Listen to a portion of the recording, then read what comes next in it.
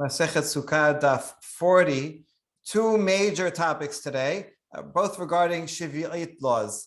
The first one is how come a lulav could be subject to shevi'it laws? After all, it's not a fruit.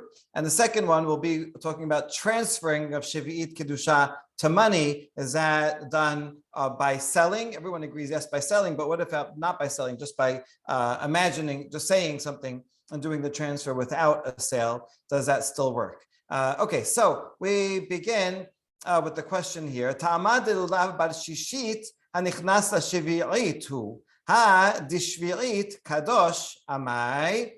So if you remember, the Mishnah said that you're allowed to buy a lulav, but the etrog should be a gift. Because etrog is subject to shevi'it laws, and therefore if you pay for it, the Amma Aretz will go and use the money and for inappropriate uses, and you might not use it for food during that year. And if he's a trustworthy person, then that would be okay. So that's where we first of all learn the idea that you can transfer kedushat shevi'it. When you transfer kedushat shevi'it, it actually remains on the food, but then also applies to the money.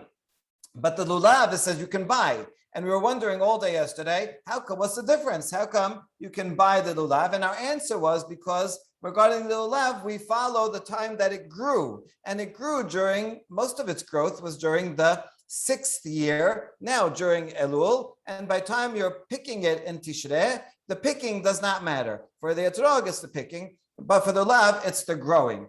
Okay, so what do we see from there? That it's only because it's a product of the 6th year. But what if it did in fact grow during the 7th year? Then the lulav would be kadosh, and you would not be able to gather it and hoard it or use it sell it in the terms of commerce. It would have kedushat shevi'it. But why? Amai atzim ba'almahu. They're just branches. Ve'asim and bahem mishum kedushat shevi'it. As a general rule, trees do not have kedushat shevi'it. Basically, it should be only food. We have the Tanan, but there's not actually a braita. There's not actually a Mishnah, it's a braita. So this might be changed to the Tanya.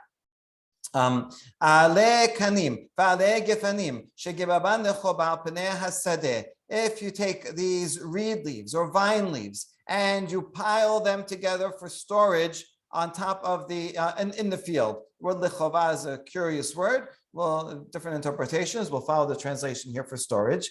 So now you're gathering these branches. Why? If you're gathering them for food, happens to be reeds and vine leaves you can use for food. Make yebra out of it. So if you have in mind that you're going to use them for food, then yesh behem mishum kedushat shevi'it. Then they are restricted, all the restriction of shevi'it. You can only take a little for your use now. You can't store it up for a future time. Liktan la'asim and bahen mishum kedushat shevi'it. But if you gather it, when it says gather it for trees, it means gather it for burning. That's the general thing you do. You use with branches. If you're gathering it for burning, then it does not have kedushat shevi'it, and you can take as much as you want. You can open a store and sell it and do commerce and all these things. So therefore, lulav is not an edible product, right? It's something that's just a branch. So there shouldn't be any problem. You shouldn't have to say, oh, lulav only because it grew during the 6th year. But if it grew during the 7th year, it shouldn't be a problem then either. That's our question. And through this question, we're going to get into a lot of different details about different uses of wood and objects. Does it fall under the shevi'it law or not? So, Shaneh Hatam Damar Kera Lachem Le'ochla. I'll read the full pasuk. Vayta Shabbat Ha'aretz Lachem Le'ochla. That the resting of the land will be for you to eat. That whatever, you're not allowed to plant anything, but whatever grows on its own, you can take for eating, as long as you share it equally with everybody who lives around you. So therefore, you can only use shevi'it produce for eating. But lachem du miyad achila. The pasuk doesn't say just le'ochla; it says lachem le'ochla. So that extra word lachem means for your own use, even if it's not exactly for eating, as long as it's in some way similar to eating.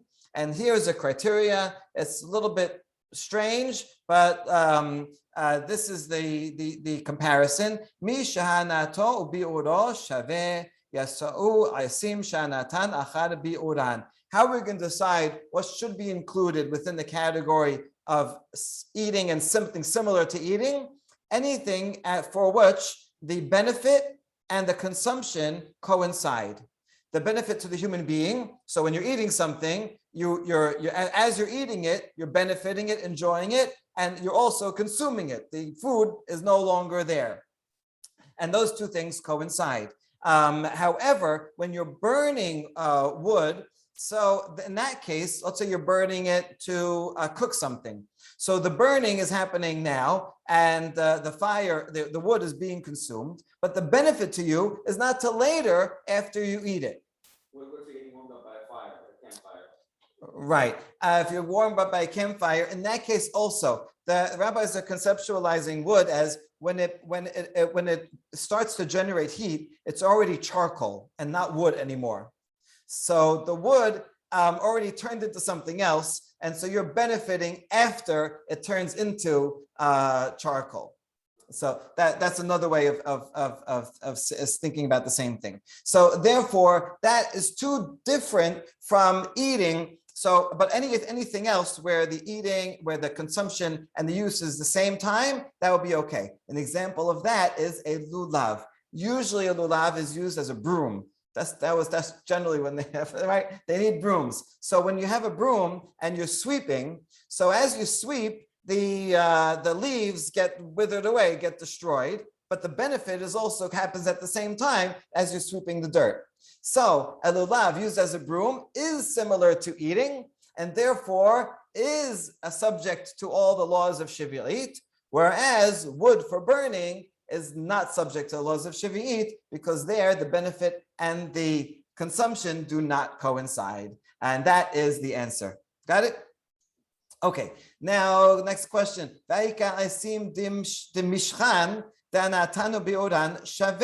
What about food that would be used for a lamp? The mishchan, like mishcha, like oily wood that you would use as a torch. In that case, the consumption and the benefit is at the same time, isn't it? So, and yet it looks like that would be included under the category of just wood. That's not subject to shevi'it. Rava says we don't worry about that particular case because generally it's made for burning as fuel, and most wood is not made as burning for a fire, for a torch. Usually they use oil for that. Okay, good. So now we solved that problem, and now we're going to point out. I have a outline here. So the question is, why is Lulav subject to shevi'it?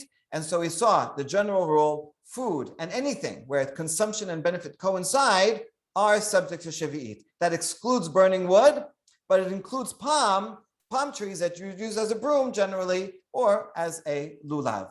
Now we're going to point out that this question about the burning of wood, which we assumed is excluded from the law of shevi'it, which would mean that you can take branches and just gather them and do whatever you want with them. That itself is subject to a machloket tanaim between Tanna Kamma and Rabbi Yose.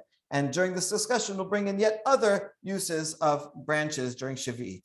Ve'asim lasakat tanaihi detanya en mosrin perot shevi'it lo lemishra velo lichbusa.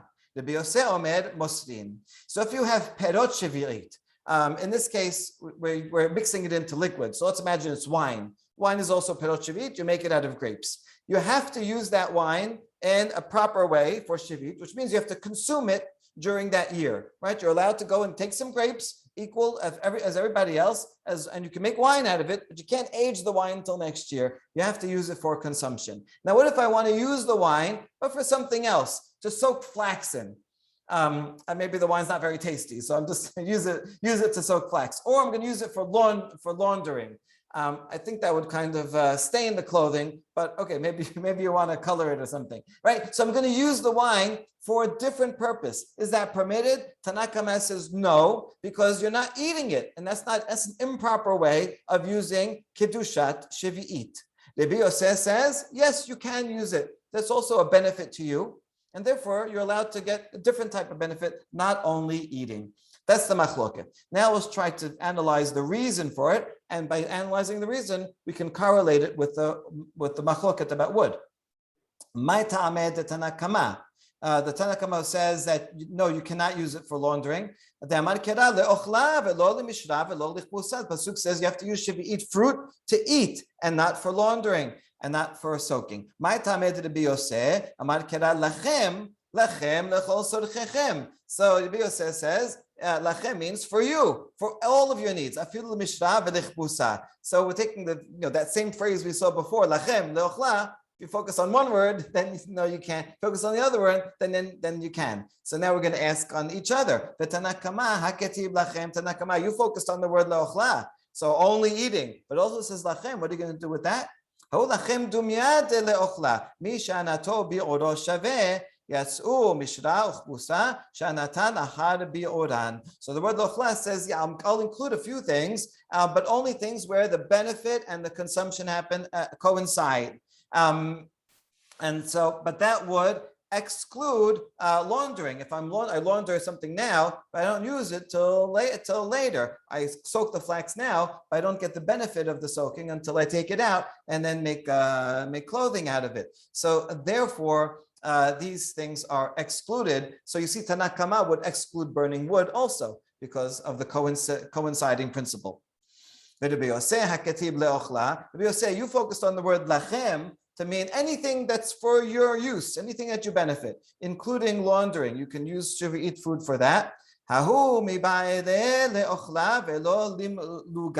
he takes the word to eat to only exclude using the produce, the wine, for a medical remedy, to make a bandage out of it. Kedetanya leochla velo limluga. Ata omer leochla velo limluga ono ela velo lichbusa. כשהוא אומר לכם, הרי לכבוסה אמור, אני מקיים לאוכלה ולא למלוגה. So this is quoting a braita that just goes through the wording and says the word leochla, you have to use shevi'it produce to eat and not for medication. Now the midrash asks, this is a typical form of midrash. You have a hypothesis and then it questions the hypothesis. And says, you say for eating and not for medication. Maybe not. Maybe it means for eating and not for washing, for laundering. Lachem, and the says lachem, that includes laundering because that's something you need. So then why do I have leochla? The eating, but not remedy. Now we ask you a question. Why do you want to include the laundering and not using it as a remedy? Why is one better than the other? We include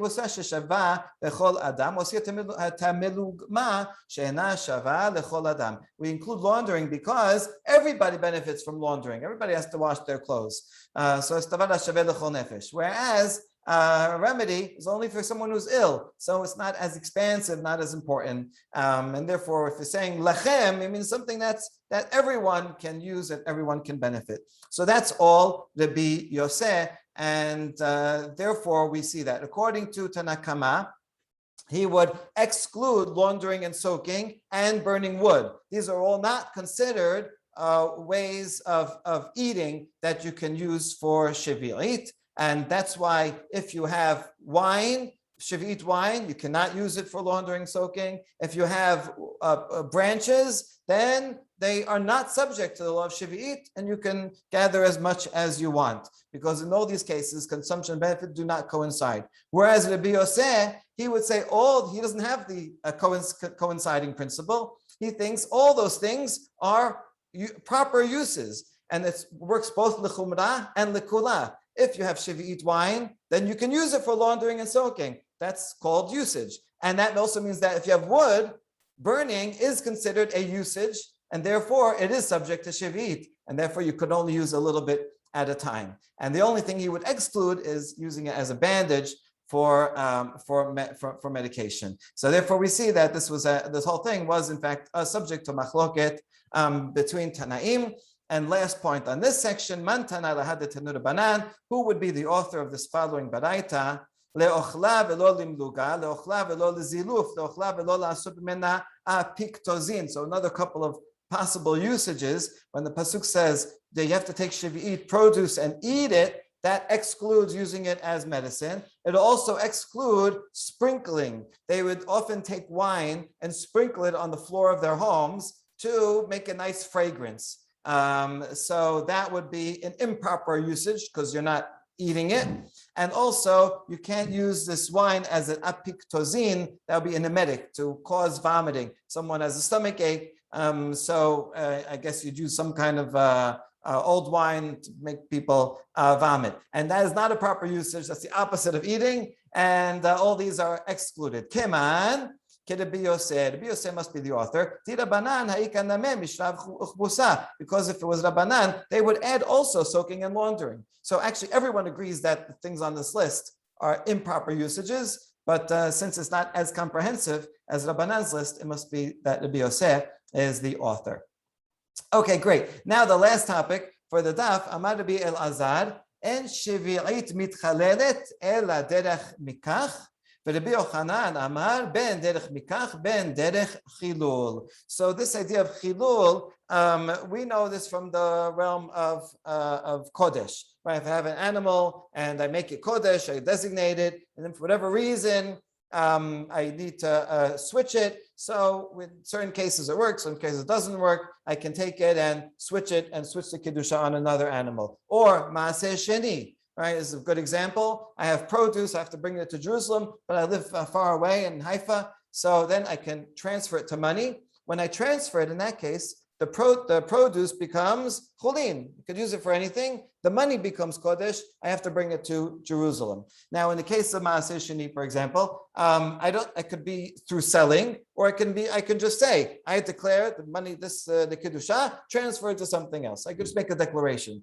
And so thus the declaration works in cases of kodesh. So now we want to think about shevi'it. We saw in the Mishnah that if you buy an etrog, so that etrog retains kedushat shevi'it, but the money also has kedushat shevi'it. So when we talk about chilul in regard to shevi'it, it's a little different than the other cases. Because in those cases, usually when you do a chilul, the item becomes secular, desacralized, whereas in shevi'it, it retains its sacred nature, but the money also takes it on. Okay, so that's going to be true for both opinions. Now the question is, when you do this transfer to money, is it only through buying, so that if I buy the etrog, then the money becomes kadosh? Or what if I say I want this etrog, the kedusha of the etrog, to transfer to the money? I just make it as a declaration, not in the context of selling. Would that also work? And would that money become kodesh? So Rabbi Elazar says only buying and selling.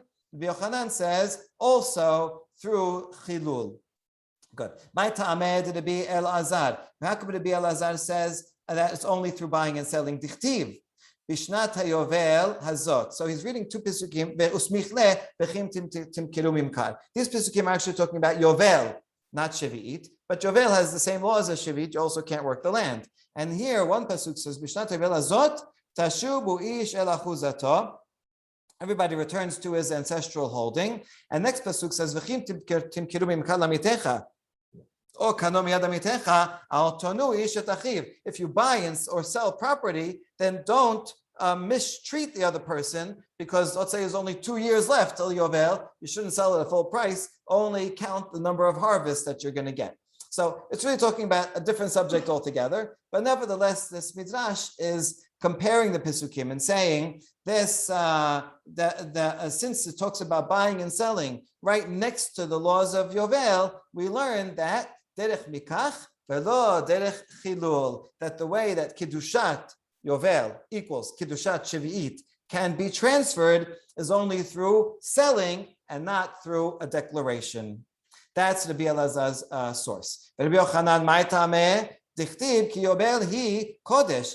Rabbi Yochanan is going to learn from the pasuk before, pasuk 12, that says, Ki obeli kodesh yeh lachem min astet ochlet tibua. Since he uses the word kodesh, so ma kodesh ben derech mikach ben derech chilul, af shevi'it ben derech mikar ben derech chilul. Just like regarding sacrifices and other holy things, you can do it as a declaration or as buying and selling. So too, the word kodesh is applied here for shevi'it, well, for yovel, and therefore equal also to shevi'it, and that's how he learns it. All right. Now, Rabbi Yochanan, Haitim kirumim kar, my abid le. Rabbi Yochanan, what would he do with the juxtaposition of yovel with buying and selling? Mi be'ayale lechet Rabbi Yose bar Chanina. Detanya, Amar Rabbi Yose bar Chanina, bo ur'eh kama kashe abakah shel shevi'it. Adam noseh v'noten beperot shevi'it. לסוף מוכרת מטלטלה ואת כליו, שנאמר, בשנת היובל הזאת תשובו איש אל אחוזתו, וסמיך לה, וכי תמכרו ממכר לעמיתך. So Rabbi Yochanan, what would he do with that juxtaposition? He's going to follow an agadah about it. There's an agadah that says, look how serious even the dust of shevi'it is. Shevi'it, the main problem of the main violation of shevi'it is if you couldn't go and plant and prune your field. If you go gather things that are out there for the public and sell them, that's also prohibited, but it's a secondary prohibition. Yet even that secondary, what we call dust of shevi'it, is so severe that if someone violates that, he's thinking he's going to make money, right? By cornering the market because there's nothing for sale. He makes this black market. And what's going to happen to that person? In the end, he's going to become poor and he's going to have to sell off his movables. The pasuk says miyad amitecha, so it sounds like something that you're transferring. And then this doesn't quote the full midrash here, but the rest of the midrash says, and then furthermore, he's going to have to sell his land, and he's going to have to sell himself and his household into slavery. So they're really talking about how severe this violation is. You can understand why this would be such a sensitive point. The whole point of Shemitah year is that everybody should become equalized, have equal access to everything that grows. And this person is really undermining the whole system because by hoarding and selling, right? And it's like when there were rations, during World War II, right? So now you're taking something that is supposed to be equal and give everybody something, and now you're taking it all for yourself. So the people starve; they're dependent on you, and now you're benefiting from something that's supposed to be a social program that's supposed to bring everybody together and have a year of kedusha. And so this person is ruining the entire experience. And so therefore, this is a very serious problem. And he's trying to make a buck, but he's going to end up losing everything. So that's what Rabbi Yochanan does with that comparison.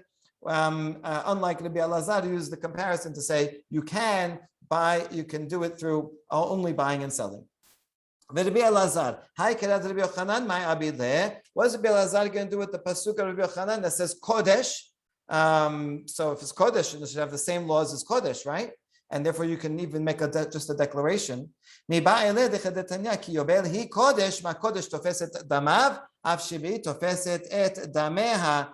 to use that to say that when you do make a transfer for shevi'it, yes, the kedusha does take effect on the money. And so yes, there is a possibility of transfer of kedusha. That's what he's learning from that. But nevertheless, it can only happen through buying and selling, and not just because you say so. Okay, good. So now we know their sources. We're going to conclude with two proofs. Tanya kevated Rabbi Elazar v'Tanya kevated Rabbi Yochanan. We have one baraita that agrees with Rabbi Elazar, another baraita that agrees with Rabbi Yochanan. Rabbi Elazar and Rabbi Yochanan are early Amoraim, and you see that their machloket parallels an even earlier machloket. So here's the first one. Tanya kevated Rabbi Elazar shevi'it tofeset et dameha.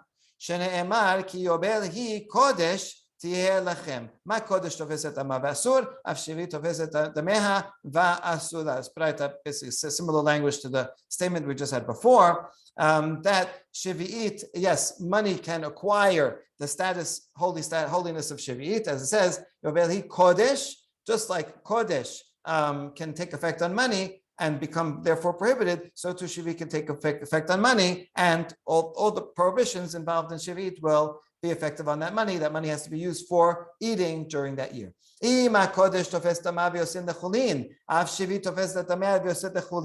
Now you might think maybe we should make a full parallel, and just like Kodesh takes effect on money, but the produce then becomes unconsecrated, maybe you'll think that Sheviit also, let's say when I buy the etrog, so the money takes the laws of Sheviit, but the etrog becomes chulin. You might think that.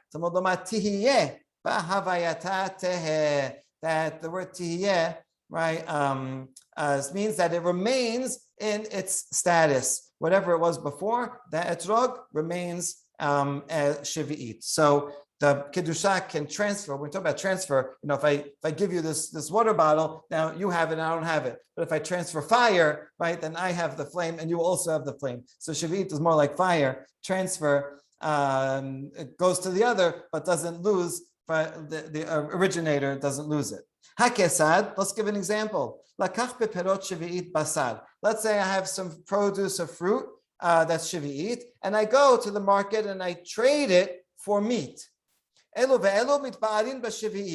the fruit and the meat have to be eaten during the shevi'it year. Even meat, which doesn't grow, gets the kedusha of shevi'it. Lakach basar dagim. Yasa basar v'nichnesu dagim. So now if I go take the meat and change it for fish, so now the meat will no longer have kedushat shevi'it, but the fish will. So after the second barter, then it does transfer, like the water bottle. It loses, the original thing loses. But the original produce never loses its kedusha. If I trade the fish for wine, then the fish loses it and the wine does get it, even though wine actually is a type of produce and could have shevi'it, doesn't. They trade for wine for oil, then the oil will have kedushat shevi'it and not the wine. Here's the general rule. The last thing that you trade for, that will have the kedusha of shevi'it. And the original etrog, or fruit, will also retain shevi'it, the first and the last. But all the things in between, once I barter them, they lose it. So this whole baraita was a proof for to be El Azar, because you see in every example it says lakach, that he bought something, he sold something and bought something, or traded something. So you see, since every example is like that, that implies that only through transaction, that's how shevi'it can transfer, but not simply by making a declaration that I want this to transfer to something else. Good. So that's the proof of the Elazar. Tanya kevatet Rabbi Yochanan. Echad shevi'it ve'echad maaseh sheni mitchalelin al behema chaya va'of ben chayin ben shechutin dibrei Rabbi Meir. A fascinating opinion. That shevi'it and maaseh sheni. So again, maaseh sheni, I have a tenth of my produce, I have to bring it to Jerusalem, but I don't want to carry it, so I want to transfer it to money. Or I could, not doesn't have to be to money, I could transfer it to any other item, including an animal, or a domesticated wild animal, or a bird, whether they're alive or dead, or they did shechita, which is really interesting. I could take a live lamb, I could say, all my apples here, I'm going to put it into this lamb, right? And the lamb is alive, then it could walk by itself to Jerusalem. That'll save me the trouble of carrying it. I do have to eat it that year, though. So I eventually have to do shechita and eat it. Good. That's what it means. Chachamim omerim al shechutim mitchalelin al chayin and mitchalelin gezerah shema yegadel mehen adarim. He says, I agree that you can transfer it to meat, but that's only if it's shechuta, if it's just meat, so then I'm going to eat it. But if it's alive, no. Why? Because I may want to decide that I want to raise a flock from it. Look at this nice; it'll be a good mom. This sheep, and therefore I want to leave it alive till next year, and then you'll violate the law because you have to eat that shevi'it now during this year. So therefore you cannot use a live animal. Rava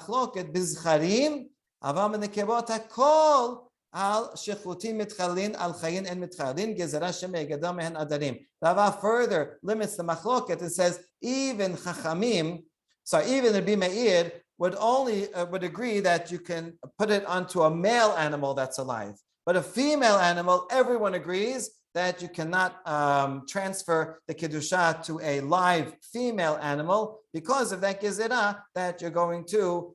Females generally they would live longer because it can produce kids. The males are more expendable, and so are less reason to make a gezerah. But everybody agree that the nekevot you cannot do. Okay, so for the fact that the Braita says the word mitchalelin, and it's not in a context of purchasing or selling. It sounds like you have your produce and you say, I'm going to decide to transfer everything into this animal. So you're not buying and selling it. You're doing it through declaration. And yet this includes both Maaseh Sheni and Shevi'it. So it sounds like you can make a declaration to do chilul, and that would be a proof for Rabbi Yochanan. Baruch Adonai Olam. Amen. Amen.